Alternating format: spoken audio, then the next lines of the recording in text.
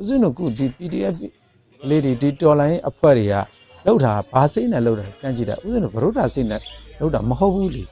ဦးဇင်းတို့ဘာစိတ်နဲ့လောက်ပတ်တန်တာစိတ်နဲ့လောက်တာကြည်လင်တဲ့စိတ်ကောင်းတဲ့စိတ်ဘာဖြစ်လို့ဦးဇင်းတို့တိုင်းပြည်ကောင်းခြင်းနဲ့စိတ်ဦးဇင်းတို့ပြည်သူပြည်သားတွေကိုကောင်းခြင်းနဲ့စိတ်ပြည်သူပြည်သားတွေဒုက္ခရောက်နေတော့ဒုက္ခမရောက်အောင်တိုင်းပြည်မကောင်းတဲ့အတ္တမစိုးမိုးနေတဲ့အရာကိုဓမ္မဖြစ်အောင်လုပ်ပေးနေတဲ့ဒီစိတ်နဲ့လုပ်တဲ့အတွက်ကိုဘလို့မှအကုသိုလ်ဖြစ်ပါဘူး မဘာသာဘုန်းကြီးရဲ့စကားကိုပြန်ကန်ပြောမယ်ဆိုလို့ရှိရင်တော့သူတို့ကိုဓမ္မပူဇာတွေပူဇော်ပြီးတော့မှသူတို့ထဲတဲ့ဂျင်းတွေကိုပဲရယူမယ်ဆိုလို့ရှိရင်အလုံးသောတရားဓမ္မများဟာလည်းပဲဂျင်းတွေကိုဝယ်ယူနေကြရတာပဲဖြစ်ပါတယ်ဒါကြောင့်မိမိတို့အနေနဲ့ဂျင်းတွေကိုဝယ်ယူပြီးတော့နေတာလားတကယ်ဓမ္မအမှန်တရားကိုဆောင်ယူနေတာလားဆိုတာကိုမိတ်ဆွေများအားလုံးတော်လန်သောနေ့တစ်ပါမမသားသားဓမ္မစကားစီစဉ်ကနေပြန်လဲကြိုဆိုလိုက်ပါတယ်